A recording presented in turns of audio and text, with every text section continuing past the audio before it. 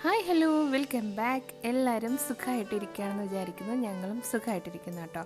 അപ്പോൾ ഇന്നത്തെ ട്രിപ്ലെറ്റ്സിൻ്റെ lunch box എന്തൊക്കെയാണെന്ന് നോക്കിയാലോ.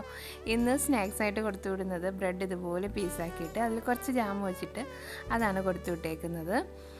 പിന്നെ ലഞ്ചിന് നല്ല ചൂട് ചോറാക്കിയിട്ടുണ്ടായിരുന്നു. മൂന്നാൾക്കും ആവശ്യത്തിന് ചോറ് വെച്ച് കൊടുത്തിട്ടുണ്ട്. ലഞ്ച് ബോക്സിൽ കുറച്ച് മാങ്ങാച്ചാറും കൂടി വെച്ച് കൊടുത്തിട്ടുണ്ട്. വളരെ കുറച്ച് മതി.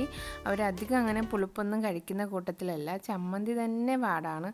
അപ്പോൾ ഇന്ന് ചമ്മന്തിയാണ് കേട്ടോ കൊടുത്തു വിടുന്നത്. അപ്പോൾ ചമ്മന്തിയുടെ കൂടെ മാങ്ങാച്ചാറ് ചിലപ്പോൾ കഴിച്ചാലോ എന്ന് കരുതിയിട്ട് ഞാൻ കുറച്ച് വെച്ചതാണ്. ഒരു 2-3 കഷ്ണം മാത്രമേ വെച്ചിട്ടുള്ളൂ.